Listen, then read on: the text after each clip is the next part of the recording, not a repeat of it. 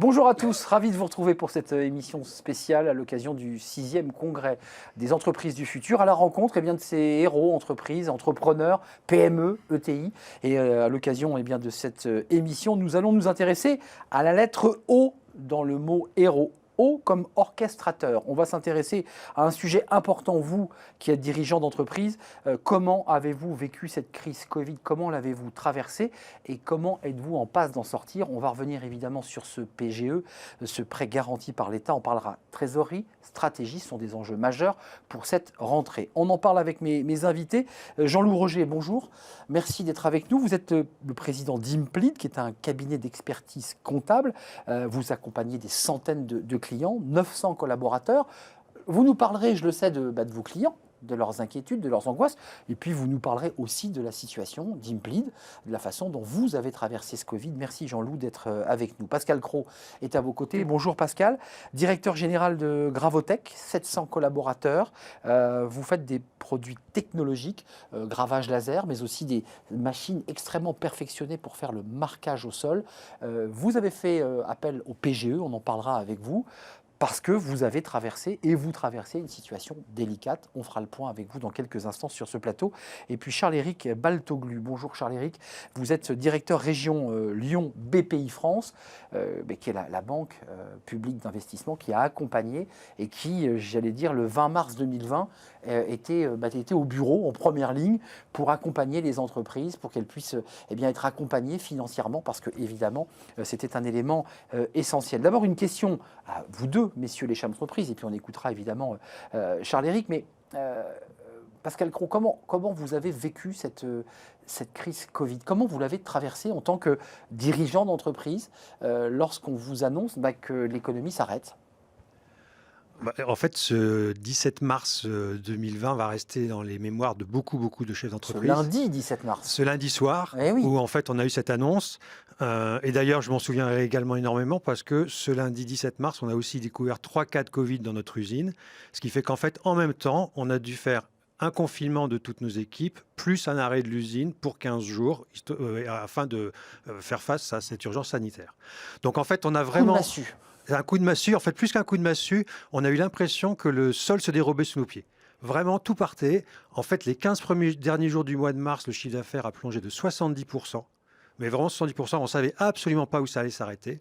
Et on s'est dit, mais il y a urgence de absolument se jeter sur ce que les autorités et les différents gouvernements nous autorisent à faire. Donc on va y revenir dans quelques instants, notamment le prêt garanti par l'État. Juste d'un mot, pour qu'on comprenne le contexte de pourquoi tout d'un coup une entreprise perd 70% de ses clients. C'est parce que vos clients, eux aussi, sont à l'arrêt? Ah bah oui, tout s'est arrêté en France, mais bon, Gravotech est une entreprise internationale, on a vu le Covid traverser toutes les géographies les unes après les autres. On a énormément souffert, le chiffre d'affaires a en effet disparu du jour au lendemain et a mis, je dirais, des mois et des mois à gentiment remonter, mais grosso modo sur l'année entière, Gravotech a perdu 30% de son chiffre d'affaires. 30% de son chiffre d'affaires et un PGE que vous avez utilisé, parce que je vais donner la parole à Jean-Loup Roger, mais un PGE que certains disent « j'ai pas touché », vous avez touché à votre PGE. Tout à fait. En fait, ce qu'on a beaucoup apprécié, c'est la réactivité du gouvernement et des autorités qui ont tout de suite mis en place un certain nombre de mesures sur lesquelles on s'est précipité. D'abord, le chômage partiel qu'on a immédiatement activé en France. On est allé à la recherche de tous les mécanismes qui existaient dans les 19 pays où nous avons des équipes. Donc, toutes nos équipes RH, du jour au lendemain, sont mis en ordre de bataille pour aller chercher tous les soutiens qui pouvaient exister partout. Parce qu'il a fallu trouver des solutions pour tous les collaborateurs qui étaient disséminés. Pour tous les collaborateurs dans tous les pays. Et les règles sont différentes, on le sait. Absolument. Quel casse-tête. Et en 15 jours, l'équipe a fait un travail extraordinaire, parce qu'on a réussi à baisser la masse salariale de 70% en 15 jours, sans licencier de gens, mais en ayant vraiment une opération de faire levier sur tous les mécanismes qui existaient partout. Alors, licencier. Sans licencier sur ce point-là. En revanche, on a dû, bien entendu, une fois qu'on a fait ce premier mouvement, qui est un mouvement d'urgence ultime, c'est-à-dire sauver absolument notre masse salariale et nos bases de coûts, tout de suite préparer la suite et donc aller chercher notre PGE. Et donc, en fait, on a fait très rapidement un calcul de l'évolution de notre trésorerie sur toute l'année et on a donc estimé un PGE dont on avait besoin pour survivre. Sans ce PGE, en effet, l'entreprise n'aurait pas survécu, puisqu'en fait, la trésorerie a été vraiment avalée très rapidement, malgré les quelques aides qu'on a pu quand même réussir à trouver par ailleurs de chômage partiel, mais ce n'était pas suffisant. Voilà. Donc ce PGE a été indispensable. Il nous a posé juste un énorme problème, c'est qu'en fait, il a doublé la dette de notre groupe. Évidemment, on va y revenir. On en reviendra. Oui, ça c'est un sujet que vous soulevez, d'ailleurs qui n'est pas réglé, qui n'est pas tranché, sur lequel les fédérations d'entreprises font du lobbying auprès du ministre, peut-être auprès de Charles-Éric Baltoglu, qui se fait interpeller par les chefs d'entreprise.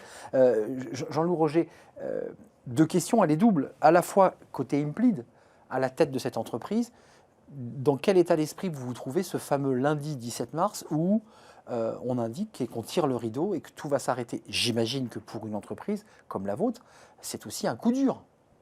Ben oui, c'est exactement, je pense, la même disposition que mon confrère d'à côté, c'est-à-dire c'était de mettre l'entreprise en sécurité. C'est-à-dire, c'était arriver à pouvoir assurer l'avenir. Donc, c'est-à-dire comment on peut mettre les salariés d'abord en sécurité, la protection de leur santé, et puis la protection des actifs économiques. Donc, tout de suite arrivé de comment trouver du cash, comment assurer que le cash continue à rentrer. Mais il ne fallait pas insulter l'avenir, c'est-à-dire qu'il fallait pouvoir repartir, parce qu'on n'imaginait même pas que ce soit très très très long. Je crois que ça a été plus long que ce qu'on imaginait au départ, enfin du moins ce que moi j'imaginais. C'est tout à fait exact. Donc, du coup, ça devait durer 15 jours. Voilà. On s'est dit, en un mois, c'est réglé. Même si on s'était dit, bon, peut-être que fin avril, mais en fait, c'est vrai. On a vu que c'est allé beaucoup plus loin. Et il ne fallait pas insulter l'avenir, donc il fallait quand même préserver aussi l'équilibre économique de l'entreprise, donc ses partenaires, qui peuvent être ses fournisseurs, son personnel, bien entendu, et puis ses clients. Donc, tout ça, il a fallu mettre un petit peu une sauce. Et c'est vrai que l'État a beaucoup aidé, alors à la fois avec des activités de soutien immédiat, de mise en sécurité, comme le PGE, et puis des activités, des aides qui permettaient de ne pas insulter l'avenir, notamment l'activité partielle, comme vous le soulignez, et qui permettent finalement de maintenir les équipes pour pouvoir repartir. Juste d'un mot, Jean-Loup, je donne la parole à Charles-Éric, parce que la BPI a été l'acteur central de ce soutien aux entreprises, mais télétravail, pas télétravail, c'est des réflexions qui vous animent à ce moment-là, où on est en fait un peu comme le pompier qui d'abord essaie de trouver des solutions pour éteindre l'incendie. Vous ne projetez pas encore à l'idée de se mettre en mouvement à distance. À ce moment-là, ce n'est pas le cas. Alors nous, si, alors pas. Voilà, c'est pour ça que je pose la question. La question est excellente, parce que nous, c'était vraiment le cas, parce que nous, on a 3 types d'activités. On a un tiers d'activités sur du grand compte, un tiers sur de la PME ETI et un tiers sur de la TPE. Et la TPE, on ne peut pas travailler à distance, parce que la TPE, quand vous êtes expert comptable, que vous demandez une facture à un petit artisan, vous envoyez un bon de commande, vous envoyez tout sauf une facture. Donc on est obligé d'aller en présentiel. Donc ce qui fait que si on voulait continuer à assurer le continuum de service, et pardonnez-moi pour cette répétition, mais c'est vraiment ça, le continuum de service, à rassurer nos clients, à pouvoir les accompagner, il fallait les voir, et on n'avait pas le droit de se déplacer. Donc comment organiser finalement cette disposition? La visio. La visio, la fait de pouvoir déposer les pièces sur les bureaux, ouvrir des sas, permettre aux clients d'être là, de venir quand même... Pour créer le lien physique. Pour créer le lien. Bah oui, sans que la personne récupère le document. C'est ça. Et finalement, toute cette logique des premiers jours, ça a été comment garder le lien, comment pouvoir l'adapter, parce qu'on savait qu'il fallait l'adapter, et comment pouvoir le remettre en route. Et donc déjà, on pensait forcément au télétravail, sans penser que ça deviendrait une disposition... Une norme. Une norme presque, comme vous dites, une disposition, une norme aujourd'hui établie dans la tête des gens. On pensait que ce serait que provisoire, mais il fallait gérer ce provisoire. On va y revenir parce qu'il y a toutes les conséquences inquiétantes autour de je rembourse mon prêt, comment je fais, comment je relance l'entreprise, mais c'est quand même une révolution dans la vie des entreprises. Et incontestablement, le Covid aura fabriqué, provoqué cela. Charles-Éric, moi j'ai fait quelques émissions sur Bismart où la BPI prenait la parole, où la DRH avait pris la parole sur mon plateau et me disait, dès le premier jour, on a été sur le pont, on a eu des collaborateurs engagés, qui ont dit, bah oui, là on n'a pas le choix, faut y aller. Ça a été votre cas ici à Lyon? On a eu un comportement incroyable des collaborateurs, parce que le 20, mais dès le 17, plus personne n'était au bureau. Donc on s'est c'est le cas de la BPI aussi. Le 17, avec des équipes. Quel moment incroyable. Ayant à mettre en place des crédits 3-4 fois plus que ce qu'on avait l'habitude de faire, qui avaient besoin d'écouter les chefs d'entreprise. Parce qu'on parle de la sécurisation, mais tout ce qui a été fait, c'était dans un premier temps pour sécuriser. C'est-à-dire pour dire aux chefs d'entreprise, on ne vous laissera pas tomber, il y aura les moyens, vous pouvez rassurer vos salariés, vous pouvez vous occuper de structurer votre entreprise. Vous ne mettrez pas la clé sous la porte, absolument. On sera là. Et ça a été le message et ça a été fait comme ça. Moi, je me rappelle du dimanche, parce qu'avant le 17, on avait reçu un petit coup de fil en disant le 17, ça va être compliqué. Il va falloir répondre fort aux entreprises. Qu'est-ce qu'on peut faire? Donc, on a créé des produits quasiment en 48 heures pour pouvoir dire on va faire ça. On ne va pas être capable de le faire tout seul.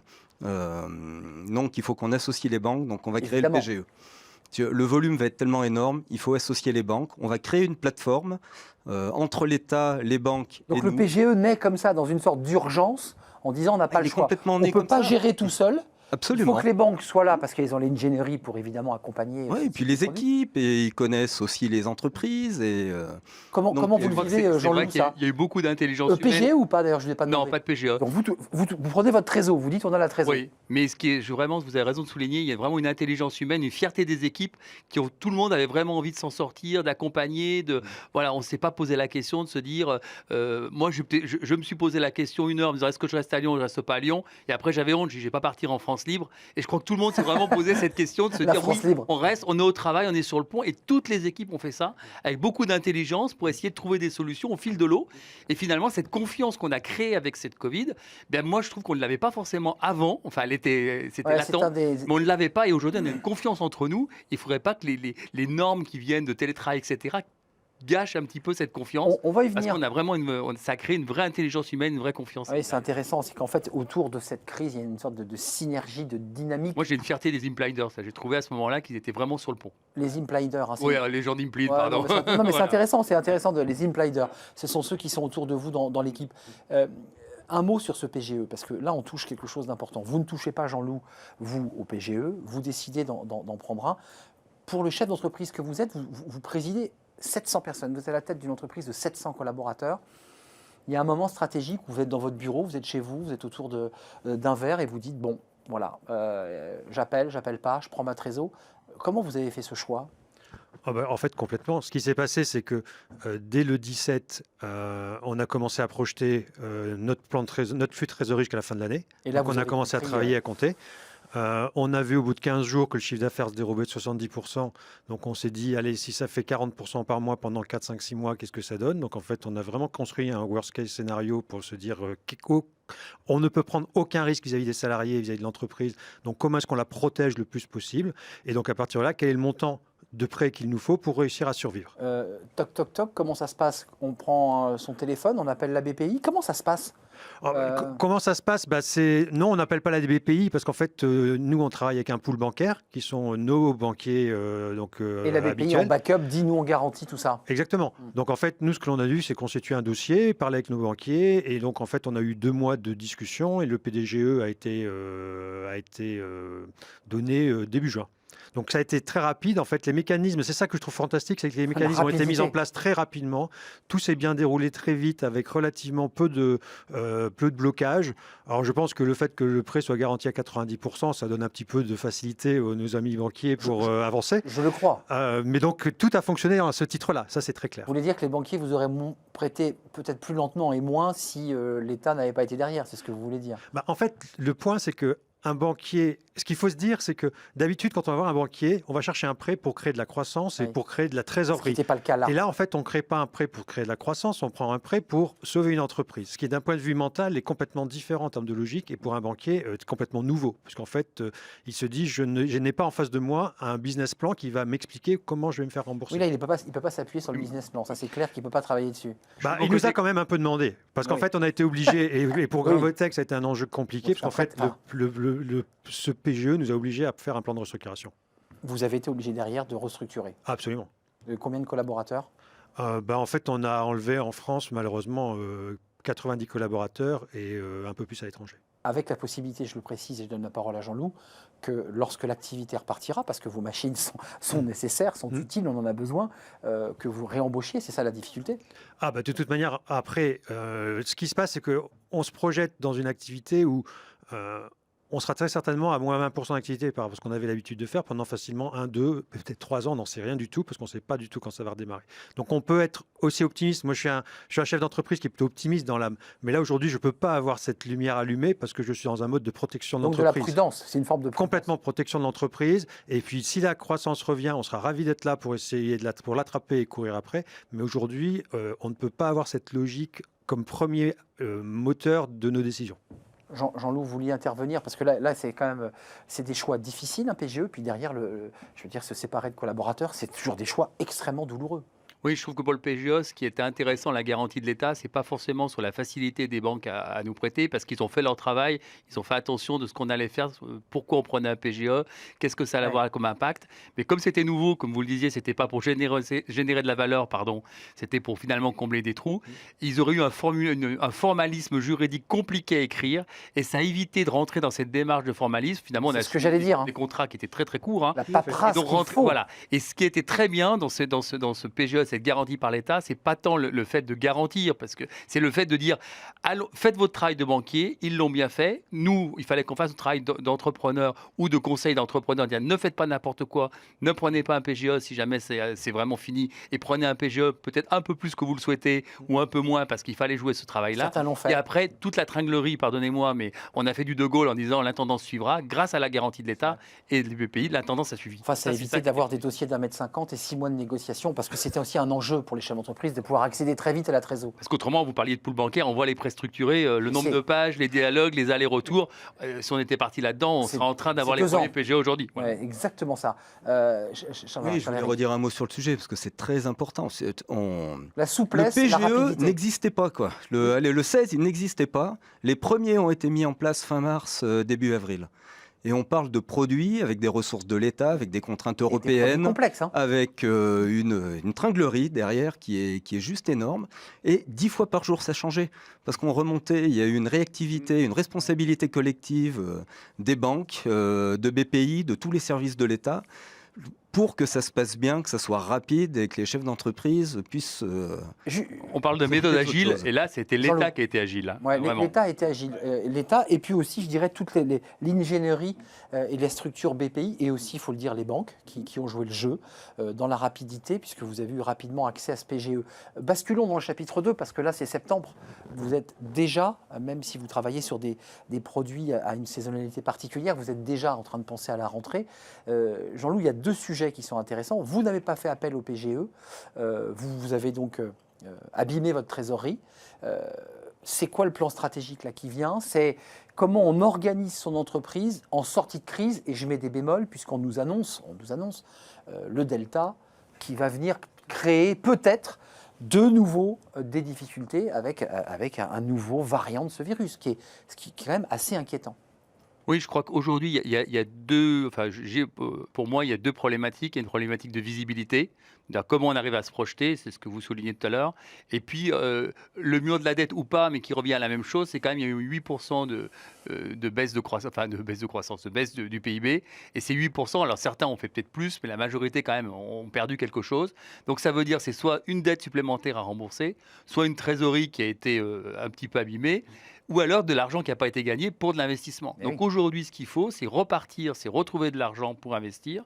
Et pour investir, pour avoir une croissance finalement qui est un petit peu supplémentaire à ce qu'on imaginait hier, et avoir finalement des ratios de rentabilité un Pour petit peu rattraper un peu, supérieurs, ouais. soit pour rembourser ce mur de la dette, soit pour pouvoir justement générer du cash pour payer la croissance, enfin les investissements qu'on a dû décaler pendant plus d'un an. Donc il y Et a de ça la avec une ouais. visibilité qui est quand même Flottante, hein. Voilà, flottante. Mmh. Donc aujourd'hui, on a besoin de sérénité, je pense, sur de l'investissement, de dire comment on peut finalement trouver des sommes pour investir dans l'entreprise, pour stabiliser l'entreprise et qu'elle puisse vraiment se tourner vers l'avenir et investir avec sérénité. Donc bien sûr, c'est l'augmentation de capital, c'est les fonds participatifs. Enfin, il y a des tas de choses, mais il faut qu'aujourd'hui, on ait plus de visibilité sur ces sujets-là.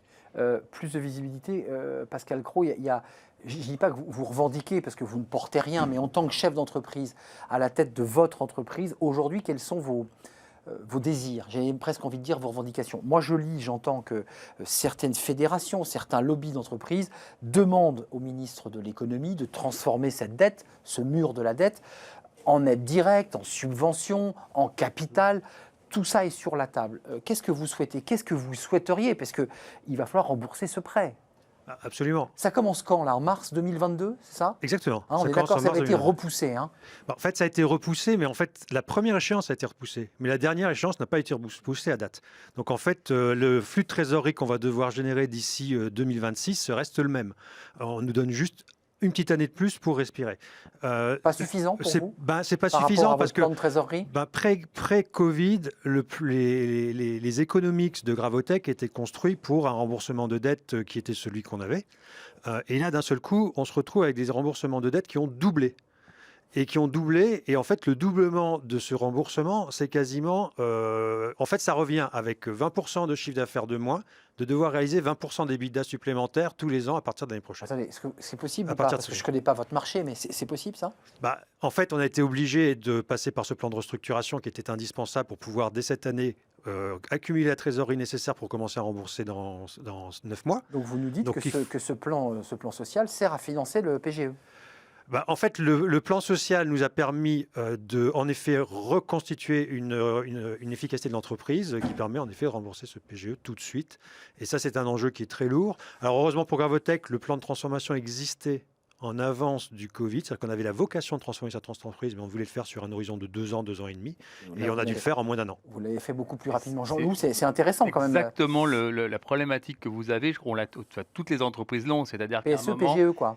Oui, alors peut-être pas PSE, PGE, mais ça pourrait presque être PSE, PGE, c'est de se dire comment je retrouve du temps pour ne pas finalement devoir accélérer finalement la performance de l'entreprise au risque de l'abîmer. Oui. Parce que si on va trop vite, on peut abîmer l'entreprise. Donc pour retrouver du temps, il faut retrouver des fonds propres. Donc soit c'est un PGE qui est transformé en quasi-fonds propres et qui a un peu plus de durée, Oui. soit c'est de l'argent plus frais qui permet justement de dire si vous investissez, si vous vous développez, eh bien oui, on vous met de l'argent, on vous prête de l'argent, ou on a une possibilité de mettre en capital. Et je reviens sur les prêts participatifs, Prêt participatif. qui est un élément dans lequel on a parlé et qui est peut-être une des solutions. Mais Charles-Éric, je vous interroge parce que vous êtes à la tête de BPI Lyon, donc vous n'avez peut-être pas les prérogatives politiques pour me répondre, mais je vais vous poser la question. On en est où là des négociations, de la pression que certaines fédérations professionnelles font en expliquant que ce mur de la dette n'est pas remboursable, qu'il y aura des difficultés et qu'on peut arriver à terme, malgré ces aides, à des difficultés et à des ruptures professionnelles avec du chômage. Quelles sont les infos là que vous avez? Parce que c'est vrai que la pression est forte sur les épaules du ministre et du président finalement. Elle est forte sur le sujet depuis le début, parce que depuis le début, on en parle. Depuis le début, on en parle. C'est tout à fait Et depuis exact. le début, ils disent que ça se passera pas comme ça. Donc bon, on verra à la fin. Là, j'ai pas plus d'informations. Ça me fait penser à quelques chiffres. Parce que le PGE, c'est 120 milliards d'euros qui ont été mis en place. Quasiment toutes les entreprises qui l'ont demandé l'ont eu. Et sur ces 120 milliards d'euros, quand on regarde, à peu près plus de 60% des boîtes qui l'ont obtenu ne l'ont pas utilisé. C'est vrai. Et donc, ça a été utilisé de façon finalement très majoritaire.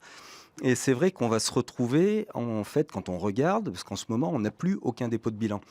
On n'a jamais eu aussi peu de dépôts de bilan. D'ailleurs, ça cache quelque chose ou pas pour rassurer ceux qui nous regardent? Certains disent c'est forcé parce qu'il y a eu une telle aide, mais qu'après, on va avoir. Quels sont vos indicateurs? Non, mais l'indicateur, économiquement, il y a des entreprises qui auraient dû, parce que c'est la vie des entreprises, de toute façon, Covid ou pas Covid, disparaître, parce que c'est la vie des entreprises. C'est la vie d'une entreprise. C'est la vie d'une entreprise, et donc ça va reprendre avec un effet retard, pour moi, à partir, j'imagine, un peu de l'année prochaine. Donc l'effet perfusion, c'est-à-dire on maintient la perfusion, puis quand on la retire, l'entreprise qui était malade avant mars, elle reste malade, voire plus. Absolument. Oui, mais maintenant, il faut vraiment avoir un effet investissement. Je crois qu'il faut accompagner les entreprises qui veulent investir, qui veulent grandir. Je crois que l'effet perfusion, l'effet mise en sécurité est fini. Il adviendra ce qu'il adviendra. On n'est plus dans le défensif. Voilà, il il faut faut dans le défensif. Mais quand même, il y a moins 8%, donc ça veut dire moins 8% pour tout le monde, il manque quelque chose globalement. Donc comment on peut rattraper ces 8%? Et il n'y a que dans l'investissement, on a de la chance en plus, on est dans des tournants écologiques, des tournants technologiques. Il y a un plan de relance qui arrive. Voilà, donc il y a des tas, et c'est ce plan de relance qui doit finalement, c'est lui qui va permettre... 45 milliards? C'est quoi? C'est 45 milliards le plan de relance européen? 45. J'ai pas les mots. Là, on fait valser les milliards. Je crois que c'est 45 milliards, mais dont on n'est pas certain qu'ils soient utilisés forcément pour les sujets qu'on évoque. Ça sera des stratégies de relance sur des thématiques. On a eu dans le plan de relance qui a été mis en place par l'État, qui est quand même massif, l'État intervient avec des montants de subventions complètement inhabituels, qu'on n'avait plus vu depuis des années sur des entreprises qui font des investissements industriels, de relocalisation, de productivité. Et ça fonctionne, ça marche, c'est distribué. Je voulais qu'on parle de télétravail, mais on n'aura malheureusement pas le temps, puisque c'est un sujet qui préoccupe quand même dans la transformation de l'entreprise. On parle de la trésorerie, de l'investissement, puis il y a aussi le télétravail, parce que c'est devenu la norme. Juste d'un mot, je ne voulais pas demander, dans la période que vous traversez, qui est une période pour laquelle vous n'êtes responsable de rien, puisque vous tombe sur la tête une épidémie qui bloque l'entreprise, la concurrence était dans le même cas? Vos concurrents se sont retrouvés dans la même situation? Oui, tout à fait. tout le marché, absolument. C'est ça, donc c'est le Absolument. marché qui, globalement, part de très bas. J'imagine que vous regardez à gauche et à droite pour voir comment se passe la concurrence sur vos produits, parce que vous n'êtes pas très nombreux, j'imagine, sur ces produits. Non, non, nous sommes sur des produits de niche avec relativement peu d'acteurs, mais en effet, il y a quelques acteurs qui étaient fragiles, qui pour le coup, je ne sais pas dans quelle mesure ils vont survivre à cette crise. Nous, Donc on ça a la rejoint ce chance. que dit Jean-Loup. Mm. Si vous investissez, si on vous donne les moyens d'investir, vous prenez le lead. Est-ce que c'est une Complètement. réflexion que vous portez là? Oui, oui. C'est ça Absolument. le débat. Investir, prendre le lead et puis réfléchir à la nouvelle façon de travailler. Parce qu'en fait, les équipes, on l'a un petit peu dit et il faut Ouais. vraiment le redire. D'un mot, le télétravail. Oui, mais même plus. En fait, ils ont réinventé même la relation client. Des clients qu'on avait l'habitude de faire venir chez nous dans un showroom pour leur montrer des machines. Maintenant, on a démontré qu'on est capable de démontrer par vidéo une nouvelle machine, une nouvelle solution, et le client est capable même de passer une commande sans avoir vu la machine, ce qui C'est n'existait pas génial. avant. Ça aussi, c'est l'engagement des collaborateurs qui eux Complètement. aussi, en Réinventent. souplesse, réinventent et vous accompagnent aussi dans la réussite de la boîte. Pareil chez vous? Parce que vos SaaS, votre histoire de visio, parler à un artisan qui n'avait jamais fait de visio, en fait, vous avez aussi accompagné vos clients à se transformer. Oui, oui, on a accompagné et ils nous ont accompagnés à nous transformer aussi, puisqu'on a su s'adapter à leurs nouvelles demandes. Et je trouve que c'est ça qui est vraiment la vraie fierté, c'est de se dire que finalement, le darwinisme existe, hein, puisque dans une situation non convenue, non prévue, eh bien, on a su trouver les moyens de s'adapter et puis finalement de sortir plus fort, puisque certainement on va créer, on est à l'aune d'une nouvelle type de société et on est en train de le créer. Et c'est ça peut-être qui fait le plus peur. Peut-être une forme de résilience ou d'agilité, en tout cas, voilà, de l'être humain qui, en période de crise, est capable de reconstruire, de rebâtir. Merci d'avoir partagé ce moment. J'étais ravi de vous avoir sur le plateau. Jean-Loup Roger, merci, président d'Implid, beaucoup. cabinet d'expertise comptable, d'être venu sur le plateau. Lyonnais, hein, je précise. Oui, oui, Non, parce Lyonnais, que vous- je suis sur mon terrain là. Mais bien sûr, vous êtes sur le terrain de Lyon. Charles-Éric Baltoglu, lui, qui est un fan des Stéphanois, bref, on ne le dira pas. Directeur Lyon, BPI, France, qui était sur le pont dès le 17, puisque vous nous avez raconté toute l'histoire du PGE, c'était passionnant. Et merci à Pascal Cros, directeur général de Gravotech, 700 collaborateurs. Je vous souhaite bon vent. Voilà, que votre entreprise se porte bien, que vos collaborateurs continuent à vous accompagner sur le chemin de la réussite. Merci à vous trois, merci à vous qui nous avez regardés, merci à toutes les équipes techniques qui m'ont aidé à préparer cette émission. À très très bientôt, c'était le 6e congrès des entreprises du futur.